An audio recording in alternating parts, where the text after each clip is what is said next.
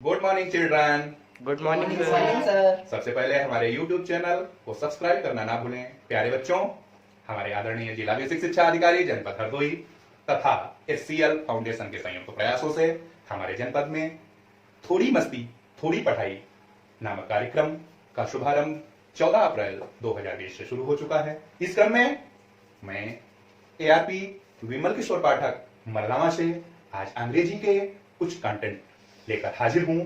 आज के कंटेंट का नाम है आर्टिकल। आज हम आपको आर्टिकल में ए और एन का प्रयोग बताएंगे, लेकिन इसके पहले हम अपने शीर्षक पर एक और नजर डालें। हमारे शीर्षक का नाम जैसा कि नाम दिया है थोड़ी मस्ती थोड़ी पढ़ाई, तो हम सबसे पहले थोड़ी मस्ती करेंगे और फिर करेंगे पढ़ाई। तैयार हो बच्चों? Yes sir. ओके, आज हम आपको एक जोक सुनाते हैं। हमारा जोक है, एक बार एक कक्षा 5 के क्लास में एक अध्यापक एक शिक्षक पढ़ा रहे थे। उस समय उन्होंने पढ़ाते पढ़ाते पूरे क्लास से पूछा कि बच्चों, घर कितने प्रकार के होते हैं, उनके उदाहरण भी बताएं। तो उनमें से पूरे क्लास से एक बच्चा खड़ा होता है। उस बच्चे का नाम क्या है? शिवम। शिवम नाम का बच्चा खड़ा होता है। उस बता रहा है कि जो घर बड़े हौसले से बनाए जाते हैं उनको कहते हैं हाउस, और जिन घरों में हवा चलती रहती है, हवा आती है, उन्हें कहते हैं हवेली, और जिन घरों में होम और हवन होते हैं उन्हें कहते हैं होम, और जिन घरों के दीवारों के भी कान होते हैं उन्हें कहते हैं मकान। तथा अगला जवाब सुनने लायक था। अगले जवाब में कहता है कि जिन घरों के मालिक किस्त देने में होते हैं लेट, उन्हें कहते हैं फ्लैट, और जिन घरों के बगल में रहने वाले लोगों को एक दूसरे के बारे में नहीं होता है पता, उन्हें कहते हैं बंगला। तो ये रहा आज का जोक। अच्छा लगा? Yes sir. चलो आज अब हम आते हैं अपने मुख्य बिंदु पर, आज के कंटेंट पर। आज का कंटेंट है हमारा आर्टिकल।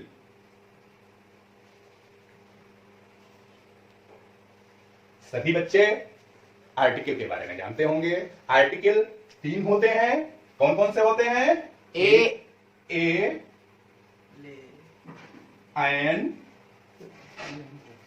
और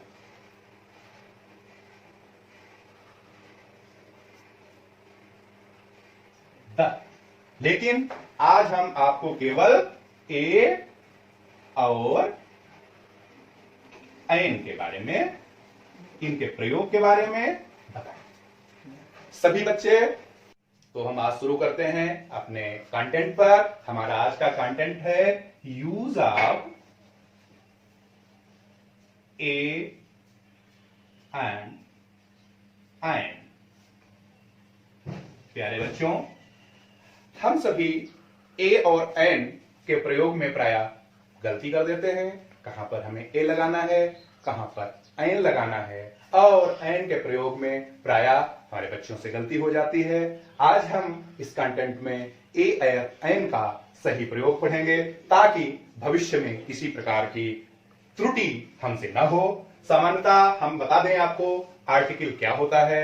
आर्टिकल जो हमारे नाउन होते हैं उनसे ठीक पहले प्रयोग होने वाले शब्दों को कहा जाता है। जैसे ए और एन का प्रयोग किसी भी नाउन से पहले उसके एडजेक्टिव के रूप में किया जाता है, और आज हम मॉडर्न इंग्लिश में इन्हें डिटरमिनर्स भी कहते हैं। आइए देखते हैं ए और एन का प्रयोग हम किस प्रकार करेंगे। अभी तक हमने पढ़ा है कि हिंदी में या अंग्रेजी में 5 स्वर होते हैं और 21 व्यंजन होते हैं, यानी वावेल 5 होते हैं, वावेल होते हैं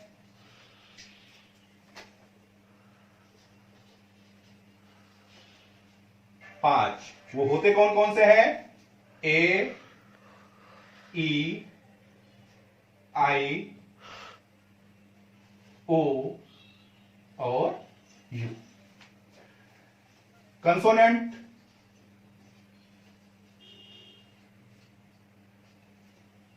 21।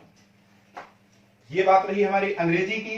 अंग्रेजी में वावेल होते हैं 5 और कंसोनेंट होते हैं 21।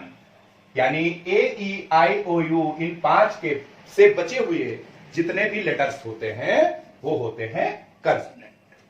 अब प्राय हमने पढ़ा है कि जहां पर हमारे बच्चे गलती कर देते हैं कि ए ई आई ओ यू, ये इनसे शुरू होने वाले शब्दों से पहले हमारे बच्चे एन लगा देते हैं, और इनके अलावा जो 21 में आते हैं, जितने भी कंसोनेंट 21 में आते हैं, उनके पहले हमारे बच्चे ए का प्रयोग, अ का प्रयोग कर देते हैं, जबकि ऐसा गलत है। ऐसा आप करेंगे तो आपका वर्ड, आपका प्रयोग गलत माना जाएगा। अब हम बात करते हैं वावेल और कंसोनेंट की। बात बिल्कुल सही है, आपको एन का प्रयोग वावेल से ही पहले करना है, लेकिन वो वावेल कौन से होंगे?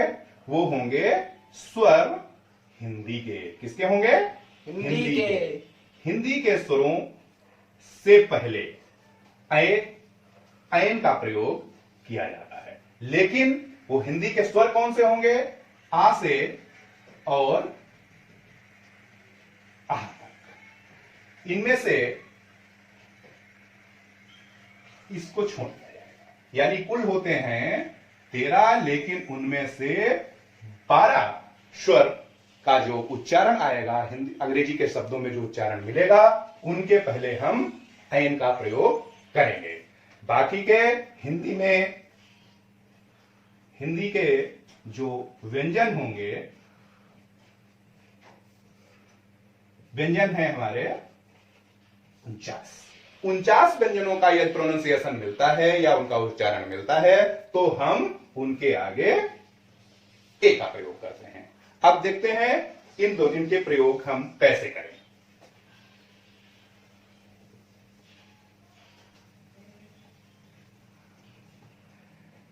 तो हम सबसे पहले हम रूल नंबर 1 पे जाते हैं। रूल नंबर 1 सभी बच्चे नोट कर लेंगे। हमारा रूल नंबर 1 जो है वो आएगा, सबसे पहले हम कुछ शब्द लिख रहे हैं, उनमें ए और एन का प्रयोग आपको करना है। जैसे एप्पल, ओनियन,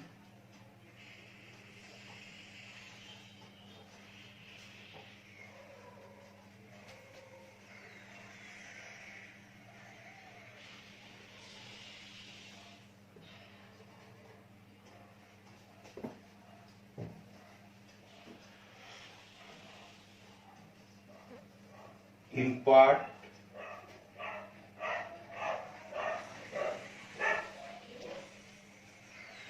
और 4 शब्द मैंने लिखे। कितने शब्द लिखे हैं? 4 शब्द लिखे हैं। इनके सामने आपको ए और एन का प्रयोग करना है। तो देखिए, हिंदी को हम नहीं छोड़ेंगे, हिंदी के उच्चारण को याद रखना है। क्या लिखा है? सबसे पहले लिखा है एप्पल। क्या लिखा है? एप्पल। अब देखिए उच्चारण हमें क्या मिला, इसमें जो प्रोनाउंसिएशन एप्पल का क्या हो रहा है? ए। ये हिंदी के स्वर के अंतर्गत आता है, इसलिए इसमें हम एप्पल में क्या प्रयोग करेंगे?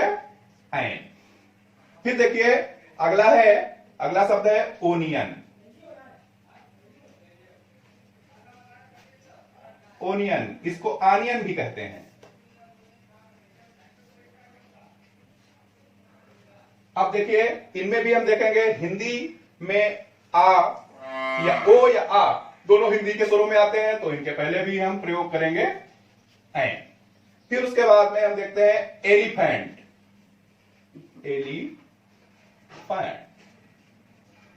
ये भी ए जो है हिंदी के स्वर के अंतर्गत आता है, तो हम प्रयोग करेंगे एन। फिर उसके बाद में हम देखते हैं लिखा है इंक पार्ट।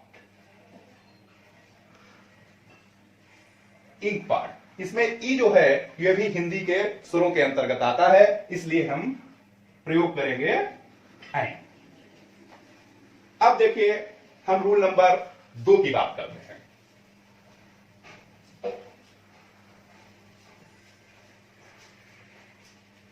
अब हम बात करेंगे रूल नंबर 2 की।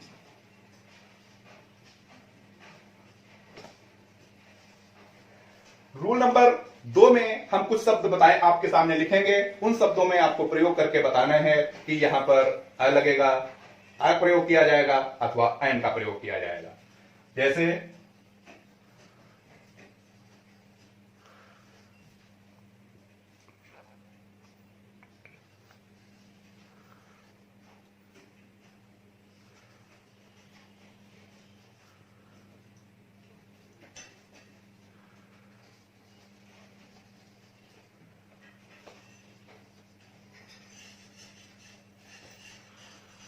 आपके सामने ये शब्द, कुछ शब्द दिए हुए हैं, इन शब्दों में आपको बताना है कैसे हम प्रयोग करेंगे इसमें। जैसे लिखा है मैंगो, मैंगो में अब इनको फिर हिंदी से हम रिलेटेड करेंगे। मैंगो, मैंगो में मां हमारे हिंदी के व्यंजन में आता है। किसमें आता है? व्यंजन में, इसलिए हम ए का प्रयोग करेंगे। फिर देखेंगे लिखा है बुक, बुक में बा, बा अक्षर जो है हमारे हिंदी के व्यंजन में आता है, इसलिए भी इसका प्रयोग हम इसके पहले प्रयोग ए का प्रयोग करेंगे। फिर उसके बाद में आता है काइट, का भी हमारे स्वर व्यंजन का सबसे पहला अक्षर है हिंदी के व्यंजन का, इसलिए का यानी काइट में भी हम ए का प्रयोग करेंगे। और फिर उसके बाद में है चेयर, चेयर चा शब्द, चार अक्षर जो है ये भी हमारे हिंदी के व्यंजन का है, इसलिए इसके पहले भी अ का प्रयोग करेंगे। और फिर है रूम, रा अक्षर जो भी है ये भी हिंदी के व्यंजन से आता है, इसलिए इसके पहले भी हम ए का प्रयोग करेंगे। समझ में आया? अब हम बात करते हैं रूल नंबर 3 की।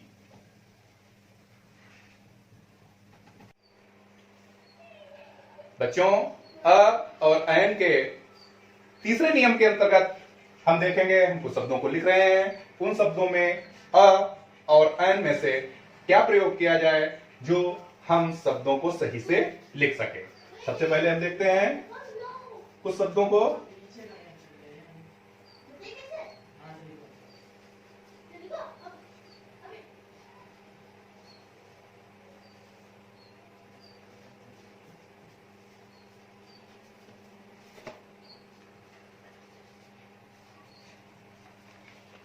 हमारे सामने हमने 5 शब्दों को लिखा हुआ है। देखिए, इन शब्दों को भी हम हिंदी से जोड़ते हुए जाएंगे, तत्पश्चात हम जानेंगे कि इसमें अ का प्रयोग किया जाएगा अथवा एन का प्रयोग किया जाएगा। देखिए लिखा है आर,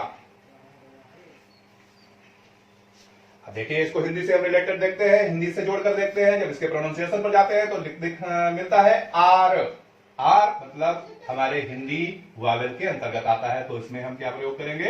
एन। फिर उसके बाद में दूसरा देखते हैं ऑनेस्ट, ये भी हिंदी के वावेल से आता है, स्वर से आता है, तो हम इसके एन का प्रयोग करेंगे। फिर उसके बाद में देखिए अगला शब्द है होटल। अब देखिए इसका प्रोनाउंसिएशन होटल, होटल में जो हा है ये हमारे हिंदी के व्यंजन से आता है, इसलिए हम इसमें आ का प्रयोग करेंगे। फिर उसके बाद में अगला शब्द देखते हैं, लिखा है होम, ये भी हा हमारे हिंदी के व्यंजन से आता है, इसका उच्चारण हा है, तो इसमें आएगा आ। फिर उसके बाद में अगला देखिए एयर, हमारे अंग्रेजी में एक से ही शुरू होने वाले सभी शब्द लिखे हुए हैं, लेकिन फिर भी उनके हिंदी उच्चारण में अंतर आ रहा है। तो देखिए इसमें लिखा है एयर, एयर ए जो है ये हिंदी में स्वर के अंतर्गत आता है, इसलिए इसमें हम प्रयोग करेंगे एन। नेक्स्ट अब हम बात करते हैं रूल नंबर 4, ए और एन के प्रयोग के रूल नंबर 4 पर हम बात करेंगे। देखिए उसमें भी हम कुछ शब्दों को लिख रहे हैं आपको समझाने के लिए कि आप समझ जाएं कि कहां पर अ का प्रयोग होगा और कहां पर एन का प्रयोग होगा, किन शब्दों के साथ में अ का प्रयोग किया जाता है और किन शब्दों के साथ में एन का प्रयोग किया जाएगा। तो हम कुछ शब्द लिख रहे हैं, जैसे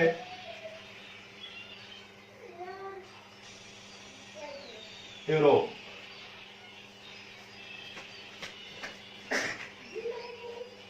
यूनियन,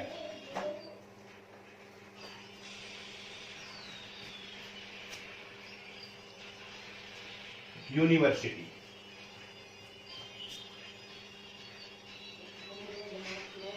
₹1 नोट। देखिए 4 शब्दों को हमने लिखा है। अब इन शब्दों में हमको देखना है कि इनमें अ का प्रयोग किया जाएगा अथवा एन का प्रयोग किया जाएगा। सबसे पहले हम इनका प्रोनाउंसिएशन जान लेते हैं। पहला लिखा है यूरोप, दूसरा है यूनियन, तीसरा है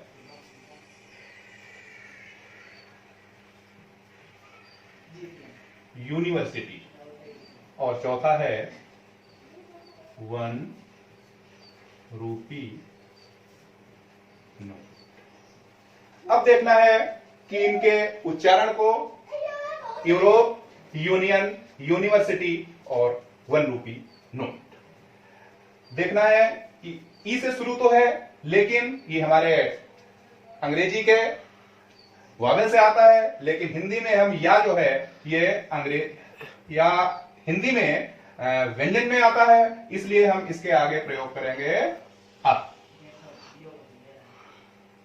फिर उसके बाद में देखना है दूसरा शब्द यूनियन। यूनियन या भी हिंदी के व्यंजन से आता है, इसलिए इसके पहले हम प्रयोग करेंगे अ।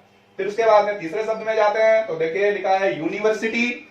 यूनिवर्सिटी में या जो है ये भी व्यंजन से आता है, तो इसके प्रयोग पहले हम प्रयोग करेंगे अ। फिर अगला देखिए लिखा है ₹1 नोट। ओ से शुरू है, लेकिन कोई बात नहीं, ये वा जो है वो हिंदी के व्यंजन से आता है, इसलिए इसके पहले प्रयोग करेंगे हम अ। हाँ प्यारे बच्चों, अब हम बात करते हैं ए और एन के प्रयोग में रूल नंबर 5। सभी बच्चे देखेंगे रूल नंबर 5। हमारे अंग्रेजी लेटर्स में जो अंग्रेजी की वर्णमाला है, उसमें भी जो कंसोनेंट के अंतर्गत हमने कंसोनेंट कितने बताए थे 21 कंसोनेंट के अंतर्गत भी कुछ ऐसे लेटर्स हैं जिनका प्रोनाउंसिएशन या जिनका उच्चारण हिंदी के स्वरों से मिलता जुलता है, जैसे F, H, L, M, N, S और एक्स। ये हमारे लेटर्स हैं F, H, L, M, N, S और एक्स। जब इनसे या कह लीजिए किसी शॉर्ट फॉर्म में जब इन अक्षरों से कोई फॉर्म लिखी जाती है, तो उनके पहले हम देखते हैं क्या प्रयोग किया जा रहा है। जैसे इसको तो आप समझ गए होंगे, एफ ए आ रहा है, एच ए आ रहा है, एल ए आ रहा है, एम ए आ रहा है, एन ए आ रहा है, एस ए आ रहा है और एक्स इसमें भी ए आ रहा है। यानी ए जो है हिंदी का जो ए अक्षर है, ये हमारे हिंदी में स्वर के अंतर्गत आता है, इसलिए इन शब्दों से शुरू होने वाले जितने भी हमारे शॉर्ट फॉर्म होंगे उनमें भी आयन का प्रयोग किया जाएगा। जैसे हम देखते हैं लिखा होता है एम एल ए, जिसको मेंबर ऑफ लेजिस्लेटिव असेंबली कहते हैं, यानी जो हमारे यहाँ का विधायक होता है, उसके पहले भी हम आयन का प्रयोग करते हैं। फिर उसके बाद में देखते हैं एक डिग्री होती है एम ए, इसके पहले भी हम आयन का प्रयोग करते हैं। उसके बाद में हम देखते हैं लिखा होता है जैसे एक डिग्री है एल टी, एल टी में भी आयन का प्रयोग किया जाएगा। एक लिखा होता है एन सी सी, एनसीसी में भी आयन का प्रयोग किया जाएगा। एक हमारे यहाँ जिले में एक पोस्ट होती है जिसे हम कप्तान कहते हैं, उसके कहते हैं एस पी, एसपी के आगे भी हम आयन का प्रयोग करेंगे।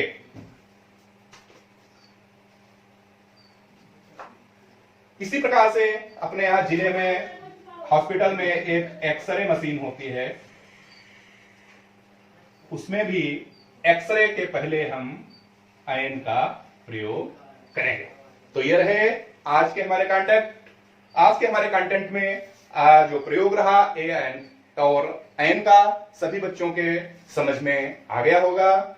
हम आशा करते हैं कि सभी बच्चे बड़ी बखूबी इस कंटेंट को समझे होंगे। इसी के साथ सभी बच्चे इस समय एक संदेश है, हमारे सभी बच्चे कोरोना जैसी महामारी से के बचाव में घरों में बैठे हैं, इसलिए हमारे सभी बच्चे घरों में रहें, सुरक्षित रहें, लॉकडाउन का पालन करें, बी सेफ, बी अलर्ट। और आज के ये जो पढ़ाई रही, हमारी थोड़ी मस्ती थोड़ी पढ़ाई का आज का कॉन्टेक्ट ये रहा। अब तक बने रहिए हमारे साथ, कल तक इंतजार कीजिए, कल तक एक नए वीडियो के साथ। जय हिंद, जय